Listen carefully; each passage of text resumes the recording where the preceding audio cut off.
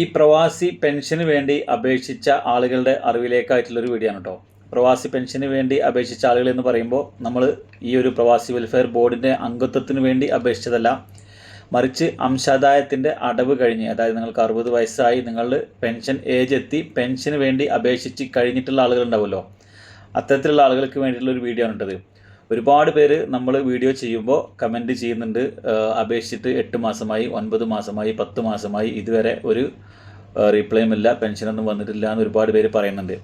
അപ്പോൾ ഈ ഇടയ്ക്കായിട്ട് 1-2 പേര് എനിക്ക് ഇതേമാതിരി അവരുടെ യൂസർ നെയിം പാസ്വേഡ് അയച്ചു തന്നു. അങ്ങനെ ഞാൻ ചെക്ക് ചെയ്തപ്പോൾ അവരുടെ അപേക്ഷ റിജക്റ്റ് ആയിട്ടുണ്ടായിരുന്നു. അപ്പോൾ അവരാവശ്യപ്പെട്ട കാര്യങ്ങൾ കറക്റ്റ് പ്രൂഫും കാര്യങ്ങളും കൊടുക്കാത്തതുകൊണ്ടാണ് റിജക്റ്റ് ആവുന്നത്. ഉദാഹരണത്തിന് നമ്മളുടെ പേരിലെ വ്യത്യാസങ്ങൾ, അതുപോലെ തന്നെ നമ്മളുടെ പ്രവാസി ക്ഷേമനിധി പെൻഷനിലെ പേരും അതുപോലെ തന്നെ പാസ്ബുക്കിൻ്റെ പേരൊക്കെ ഒരേ പേര് തന്നെ ആവണമെന്ന് നിർബന്ധമുണ്ട്. പിന്നെ ചില ആളുകൾ ജോയിൻ്റ് അക്കൗണ്ടൊക്കെ സബ്മിറ്റ് ചെയ്യാറുണ്ട്. അപ്പോൾ ജോയിൻ്റ് അക്കൗണ്ടൊന്നും ആക്സെപ്റ്റ് ചെയ്യില്ല, ഈ പ്രവാസി പെൻഷനിൽ അംഗത്തെടുത്ത ആളുടെ പേരിൽ തന്നെ അക്കൗണ്ട് വേണം. അപ്പോൾ ഇത്തരം കാര്യങ്ങളൊക്കെ വരുമ്പോൾ ചിലപ്പോൾ ഇത് റിജക്റ്റ് ആവാറുണ്ട്. അപ്പോൾ റിജക്റ്റ് ആയി കഴിഞ്ഞാൽ നമുക്ക് ഇമെയിൽ വരും, അതുപോലെ തന്നെ അതേ മൊബൈൽ നമ്പറിൽ മെസ്സേജും വരും. ഇപ്പോൾ ഈ ഗൾഫിലൊക്കെ ഉള്ള ആളുകളാണെങ്കിൽ ഇവിടെ വന്ന് അപേക്ഷിച്ച് കഴിഞ്ഞിട്ട് തിരിച്ച് അവർ പോവും. അപ്പോൾ അവർ പറയും നിങ്ങൾക്ക് പെൻഷൻ അക്കൗണ്ടിൽ വരും എന്ന് പറഞ്ഞിട്ട് അവർ തിരിച്ചു പോകും.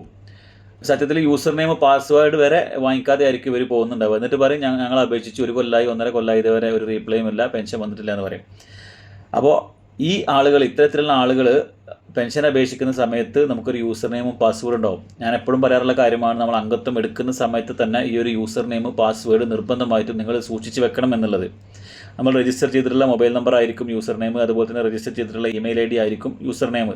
ഈ 2 കാര്യങ്ങളും നമ്മളെ കയ്യിലുണ്ട് എന്നുണ്ടെങ്കിൽ നമുക്ക് പാസ്വേഡ് റീസെറ്റ് ചെയ്തെടുക്കാനായിട്ട് സാധിക്കും. അതിൻ്റെ ഒരു വീഡിയോ ഇപ്പോൾ ഞാൻ 2 ദിവസം മുന്നേ ചെയ്തിട്ടുണ്ടായിരുന്നു.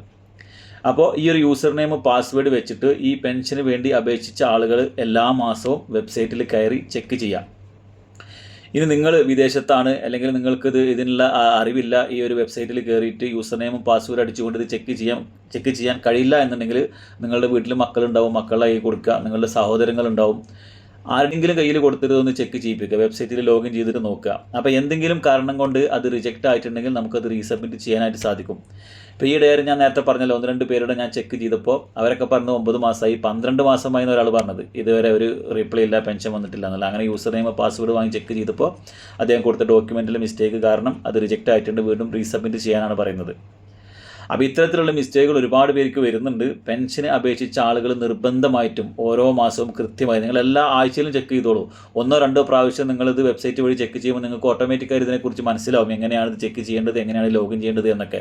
നമ്മളൊക്കെ ഇപ്പോൾ വാട്സപ്പും കാര്യങ്ങളൊക്കെ യൂസ് ചെയ്യുന്നുണ്ടല്ലോ, വാട്സപ്പ് യൂസ് ചെയ്യുന്നുണ്ട്, ഫേസ്ബുക്ക് യൂസ് ചെയ്യുന്നുണ്ട്, അതുപോലെ തന്നെ യൂട്യൂബ് യൂസ് ചെയ്യുന്നുണ്ട്.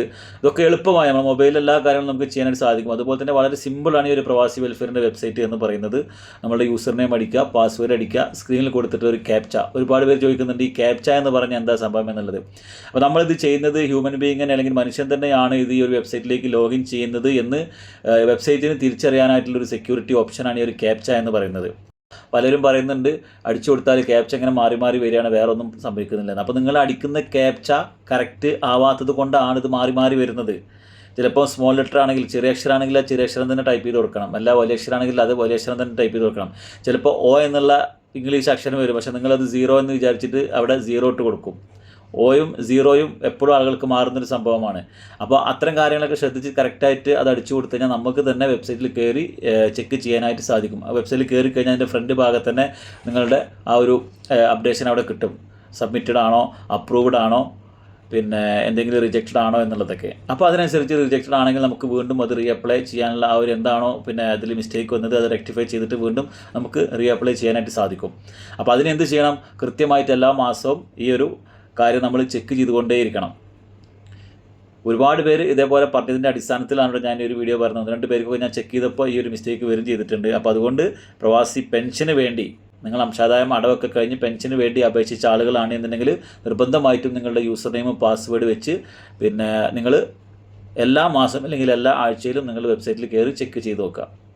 ഈ ഒരു വീഡിയോ പരമാവധി ആളുകളിലേക്ക് ഷെയർ ചെയ്ത് കൊടുക്കുക. ബൈ.